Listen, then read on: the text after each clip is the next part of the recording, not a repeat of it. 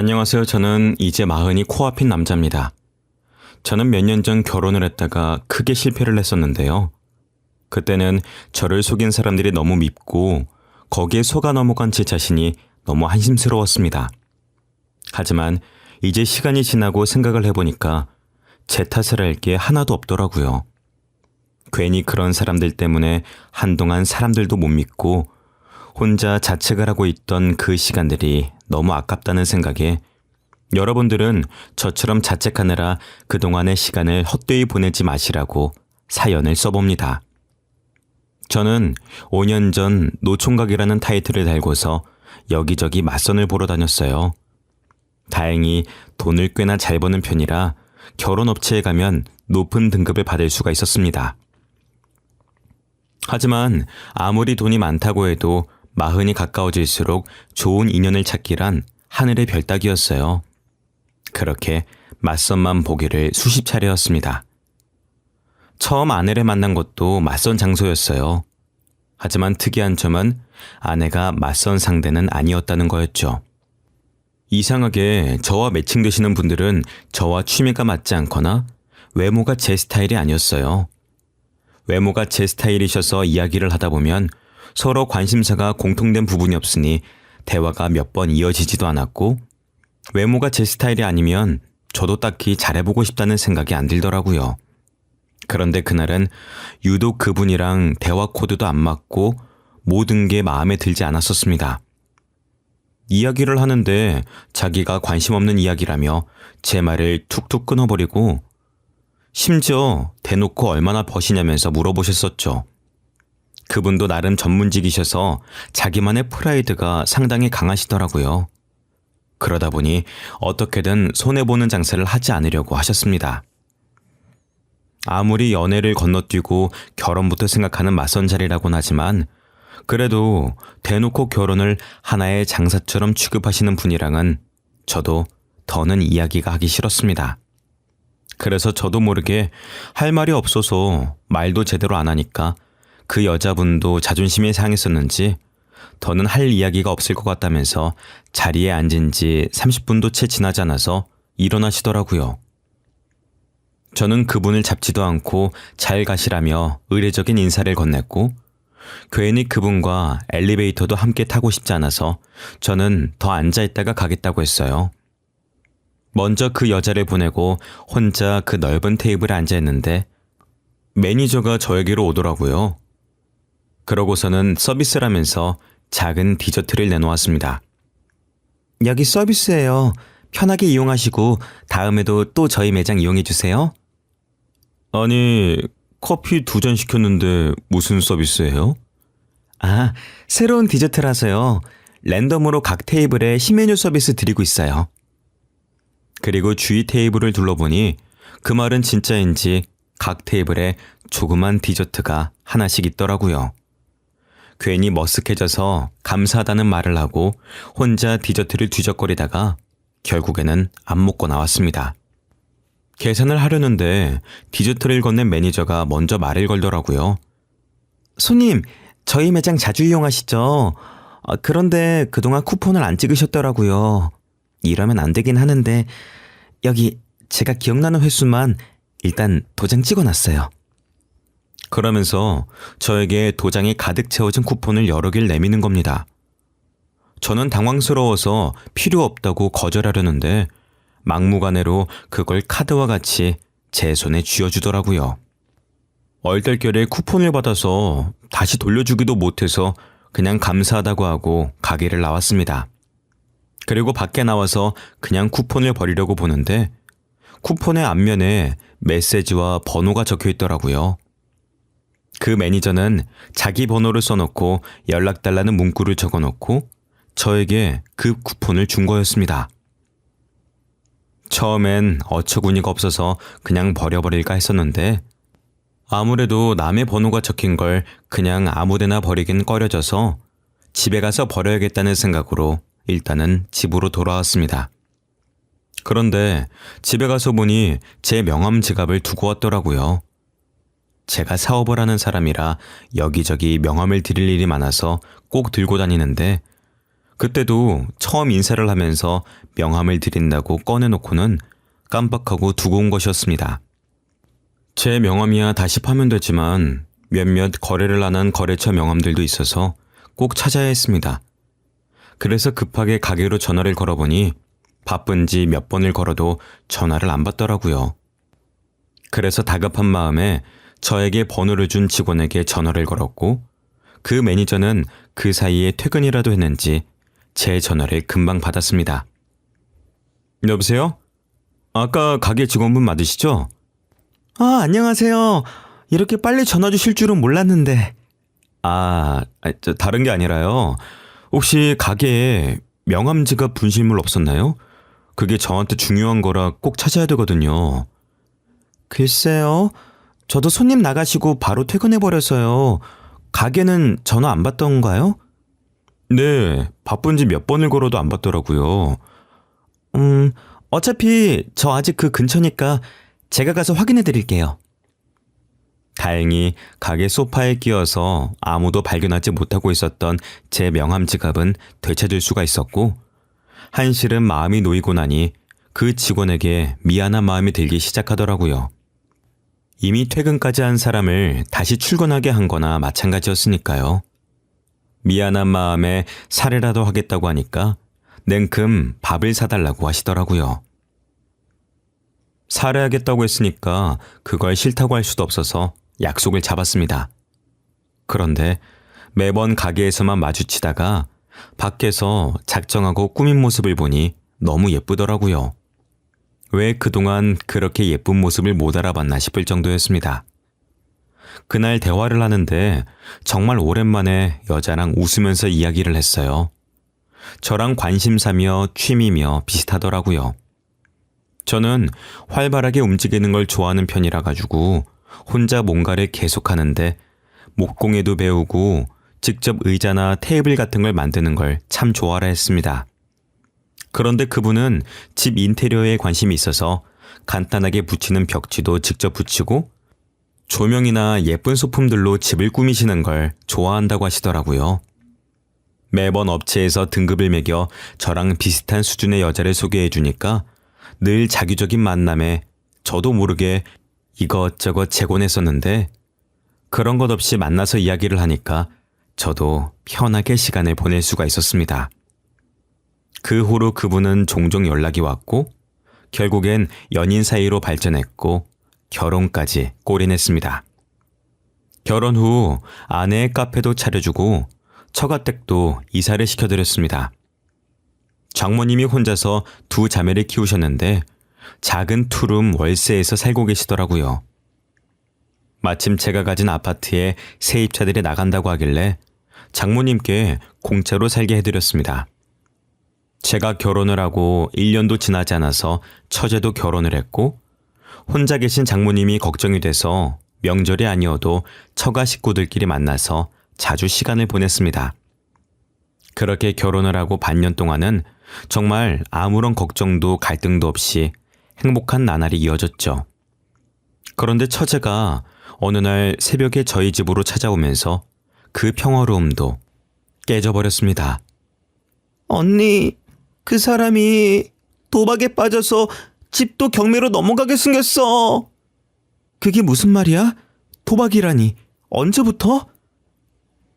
번듯해 보이던 동서는 언제부터 도박에 빠졌는지 어느 순간부터 집에도 잘 안 들어오고 주말이면 친구들과 골프를 치러 가겠다고 나가놓고 담배와 술 냄새를 풀풀 풍기면서 들어왔대요.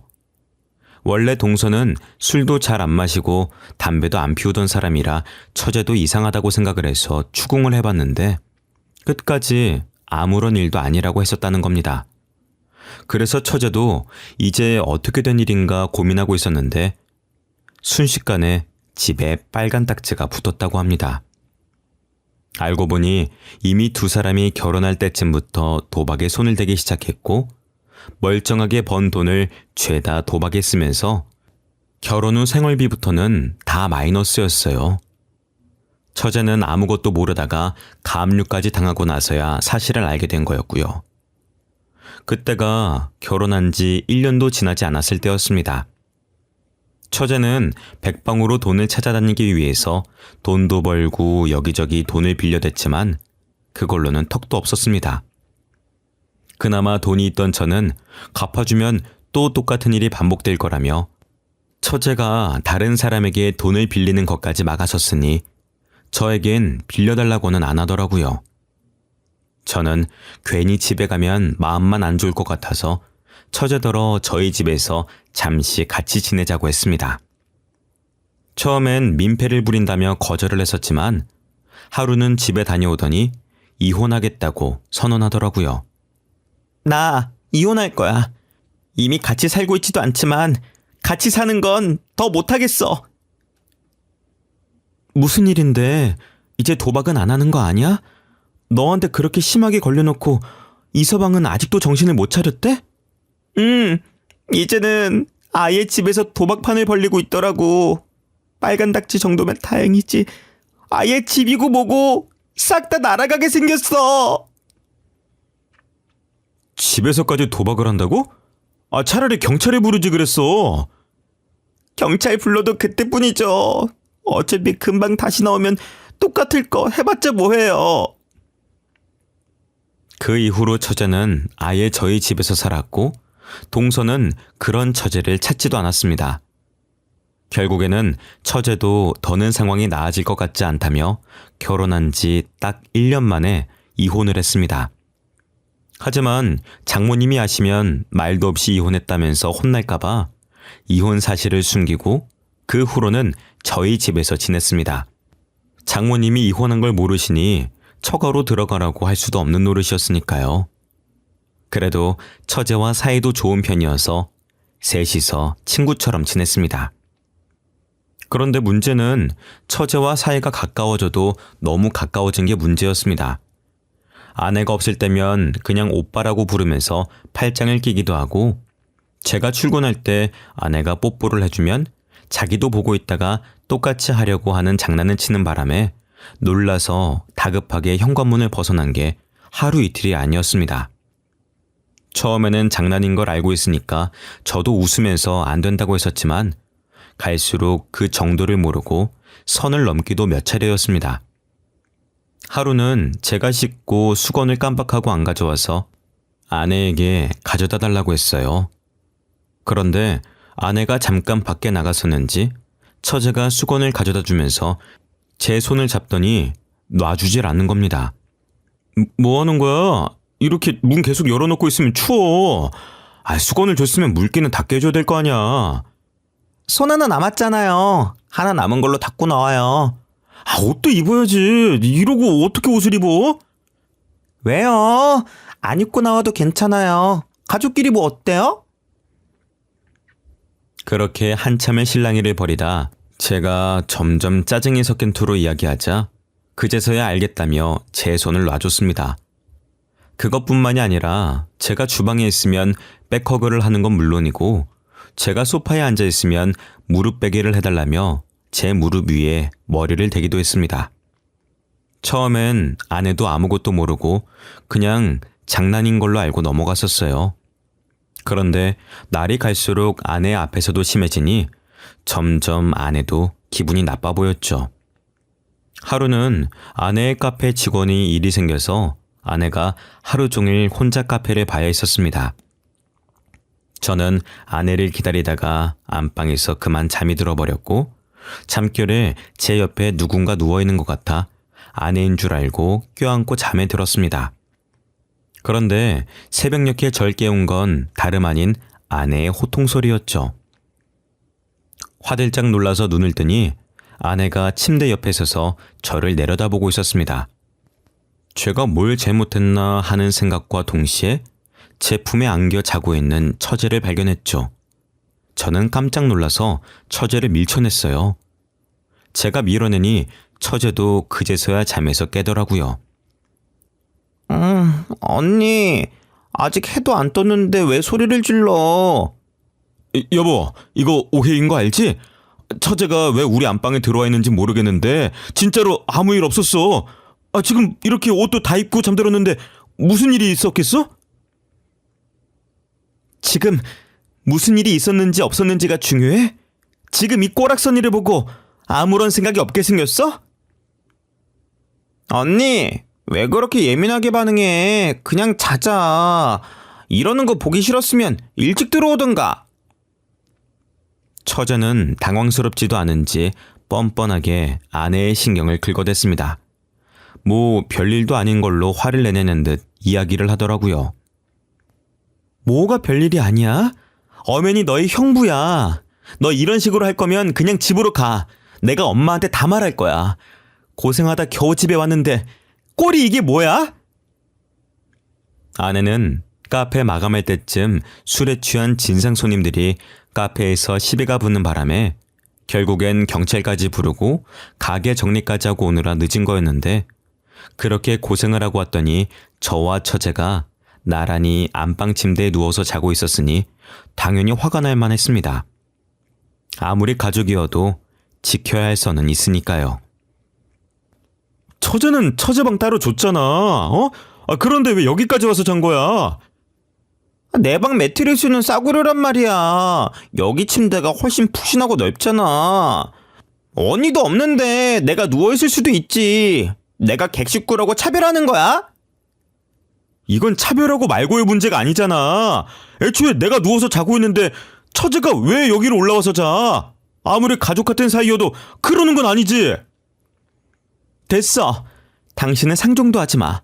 너 그냥 나가. 이제 더는 못 봐주겠다. 그동안 선 넘는 거 참아줬더니 어디까지 기어올라? 넌 언니가 우습니? 만만해? 아내는 그동안 화가 많이 쌓였는지 엄청 화를 냈습니다. 아내와 만난 이후로 그렇게까지 화를 내는 모습은 그날 처음 봤죠. 그런데 그것도 잠시, 처제의 폭탄 발언에 순식간에 방은 싸늘해졌습니다. 왜? 언니도 내 남편이랑 이랬잖아. 아니야? 무슨 소리를 하는 거야? 아직 잠이 덜 깼어? 알고 보니 처제가 결혼을 하기 전부터 아내는 동서와 바람을 피우고 있었습니다. 아내는 저와 결혼한 후 제 돈으로 도박을 했었는데, 그 도박판에서 만난 게 처제의 남편이었죠. 그렇게 만난 두 사람은 몰래 바람을 피우면서 저와 처제 몰래 스릴을 즐겼고, 결국엔 처제가 두 사람의 불륜 현장을 잡아내고야 말았던 겁니다. 처제는 배신감에 언니도 남편도 너무 싫었지만, 그래도 가족을 끊을 순 없는 인연이니 남편과 이혼만 하고 언니가 그 불륜 상대라는 걸 알고 있다는 걸 알리지 않고 있었습니다. 괜히 가족과 사이가 멀어질까봐 배려한 거였는데, 자기는 아예 바람을 피웠으면서 자기가 당하니 기분 나빠하는 꼬락서니가 처제는 어이가 없었던 거였죠.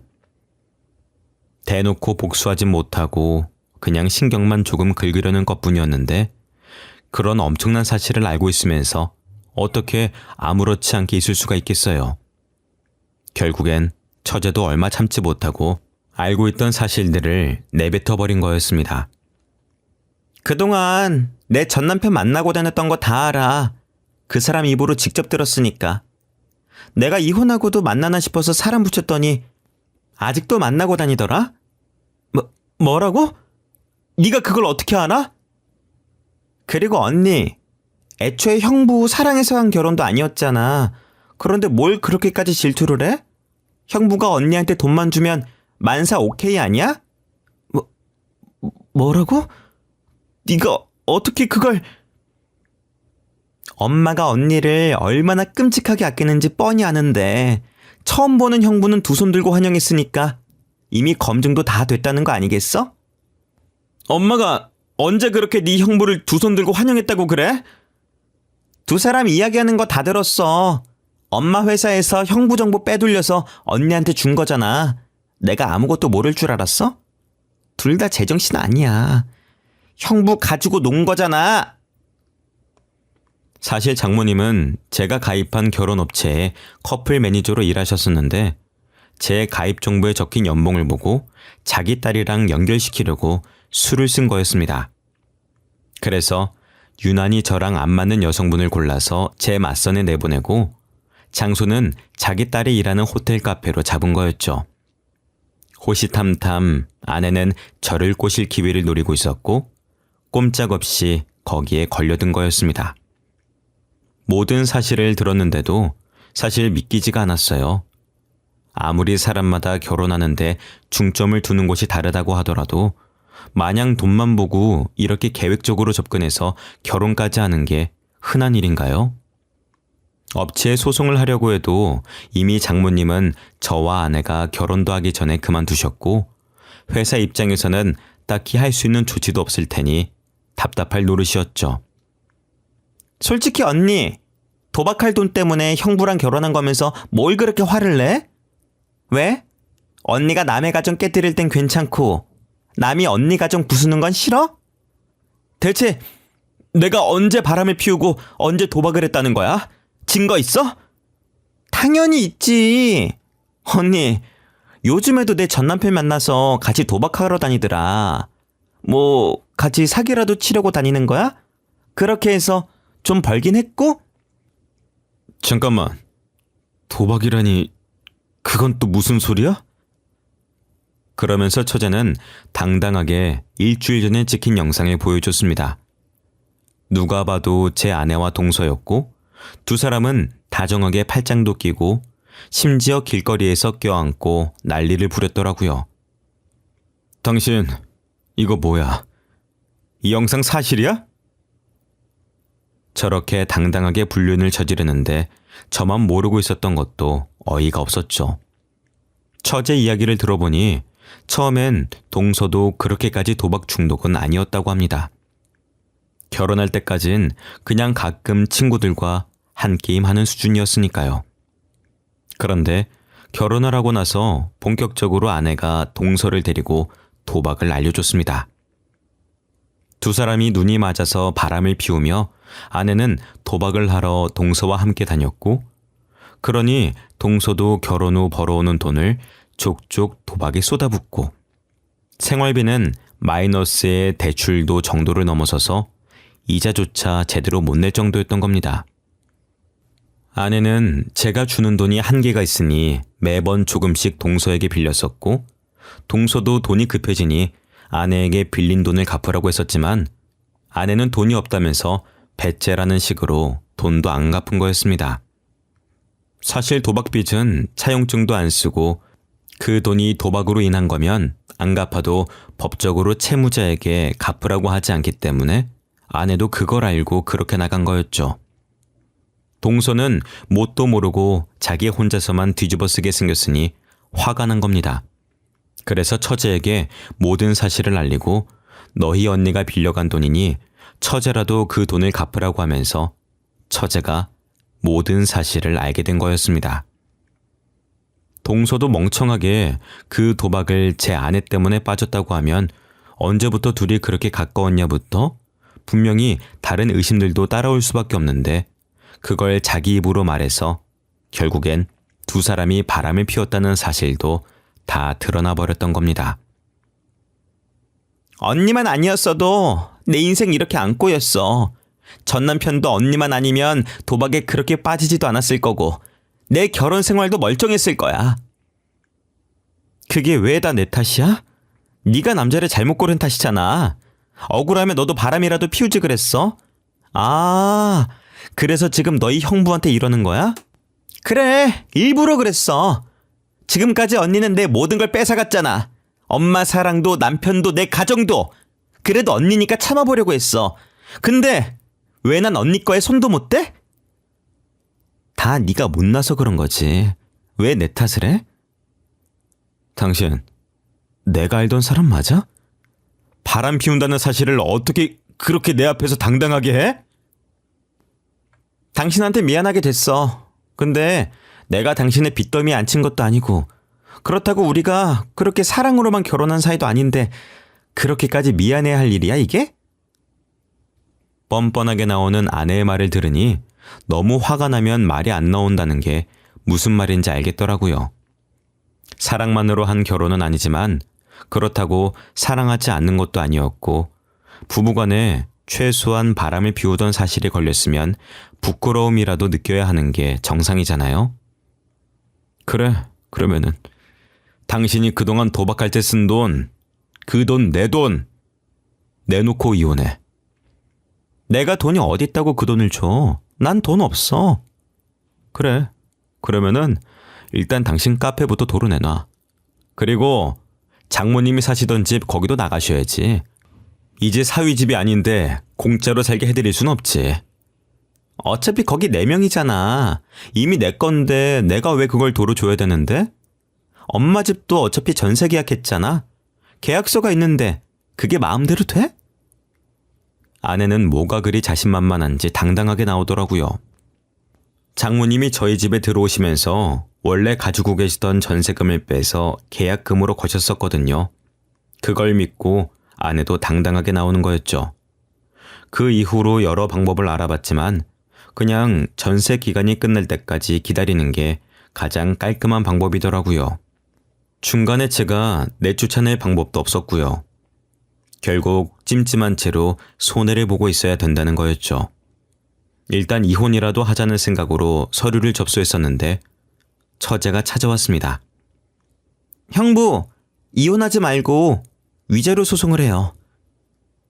위자료는 무슨 위자료요? 상간남 위자료 소송이요. 두 사람 뻔뻔하게 아직까지 만나고 있어요. 몰랐죠? 처제의 이야기를 들어보니 상간남 위자료 소송을 몇 번이고 할 수 있더라고요. 위자료를 내고도 계속 만나면 또 소송해서 또다시 받아내면 되니 그렇게라도 자기 복수를 대신해달라고 하더라고요. 처제의 이야기를 들어보니 처제가 왜 그렇게까지 복수를 하고 싶어 하는지도 알 것 같았습니다.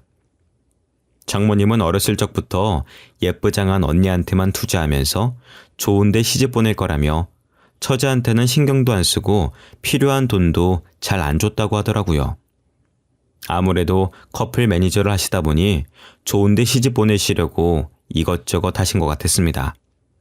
그런데 장모님이 아내만 예뻐하니 아내도 대놓고 처제를 무시했었고 처제는 그래도 가족이라는 생각에 꾹 참아왔었다고 해요. 그런데 결국엔 이 일이 터지고 나서도 장모님은 일을 왜 이렇게 크게 키우냐면서 처제에게 언니 결혼 생활까지 망치니 속 시원하냐면서 오히려 처제를 혼냈다는 겁니다. 그 이야기를 듣는데 어떻게 제정신이 아닌 사람들 속에서 버틴 건지 대단해 보일 정도였어요. 그래도 덕분에 아내와 이혼하지 않고 몇 번에 걸쳐서 상간남 소송을 걸었습니다. 그동안 개인회생 신청도 해서 빚도 많이 청산됐더라고요. 그래서 숨 쉴 틈 없이 위자료를 받아냈습니다. 학습 효과도 없는지 아니면 다시는 안 걸릴 거라고 생각하는지 몇 번을 소송을 해도 꼭 몰래 만나다가 다시 걸리더라고요. 동서도 참 그동안 그 여자한테 뜯긴 돈이 얼만데 아직도 만나고 있는 걸 보니 끼리끼리 잘 만났다 싶었습니다. 그렇게 몇 번에 걸쳐서 위자료를 뜯어내고 전세계약 기간의 만료가 다가오자 저도 이혼을 준비했습니다. 문제는 아내 명의의 상가가 문제였었죠. 다행히 건물 계약을 할 때 제 통장에서 이체를 했었고 그걸 증거로 상가가 제 돈이라는 걸 증명했습니다. 거기다 아내가 그동안 불륜을 저지른 것부터 도박을 했던 것까지 하나하나 따지고 보니 재산 분할은커녕 아내도 저에게 위자료를 줘야 되더라고요. 결국엔 아내는 저에게 있는 돈을 탈탈 털어서 위자료를 줘야 됐고 순식간에 아무것도 없이 길바닥에 나 앉아야만 했습니다. 그동안 아내는 카페 안에 있는 작은 휴게실에서 자고 먹고 생활했었나 보더라고요. 그런데 그것마저 빼앗겨버리니 자신만만하던 태도도 순식간에 180도 바뀌었습니다. 아무리 그래도 이건 아니지. 꼭 이렇게까지 해야 해? 뻔뻔한 것도 정도가 있어야지. 그동안 가게 안 뺏고 있어준 것만으로도 감사해야지. 간통죄 폐지만 아니었어도 콩밥이나 먹게 하는 건데. 그동안은 이혼도 안 하고 살았잖아. 그냥 이혼하지 말고 이대로 살자, 어? 누구 좋으라고 그래? 그동안 봐줬었는데 넌 왜 학습 능력이 없니? 내가 그 카페를 순순히 넘겨줄 줄 알았어? 멍청하긴. 다시는 보지 말자, 어? 카페마저 빼앗기면 더는 도박이 문제가 아니라 정말 먹고 사는 게 문제일 테니까요. 하지만 이제 그런 것도 제 알바가 아니니 제 바지가랑이를 붙잡고 늘어지는 아내를 밀어냈습니다. 처제는 이혼을 하고 난 후로도 종종 연락을 하긴 하는데 결국엔 둘 다 돈이 없으니 이제는 만나지도 않는다고 하더라고요. 참 그 이야기를 들으니 우습기 짝이 없었습니다. 만나면 안 될 사이일 땐 그렇게 만나대더니 결국엔 서로가 서로에게 빨대만 꽂으려고 했던 거죠. 동서도 아내가 카페는 안 뺏길 거라며 호언장담을 하는 말을 철석같이 믿고 있었다가 결국엔 다 빼앗기고 위자료까지 줘야 한다는 소리를 들으니 더는 빼먹을 것도 없다 싶어서 뒤도 안 돌아보고 그 관계를 정리했다더라고요. 고작 저렇게 될 관계에 2년이나 소송을 하면서 시간을 허비한 게 아깝기도 합니다. 이제는 아쉬운 마음이 생겼는지 아내가 틈만 나면 저에게 돈을 빌려달라고 연락이 오더라고요.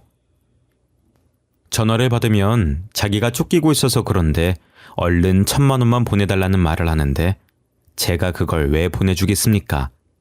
그냥 어디로 보내면 되냐며 물어만 보고 안 보내고 있습니다. 분명 도박하다 진 빚일 텐데 그걸 또 뻔뻔하게 저한테 연락하는 꼴도 우습습니다. 매번 공중전화로 전화를 걸어와서 차단도 못 해놓긴 하지만 이제는 지난 날은 다 잊고 새롭게 출발해 보려고 합니다. 도박이나 불륜은 먼 이야기인 줄로만 알았는데 이렇게 제가 겪으니 배신감에 치가 떨립니다. 복수를 하는 것도 중요하지만 앞으로의 제 시간을 복수에 더 허비하지 않으려고요. 지금까지 제 이야기를 들어주셔서 감사드립니다.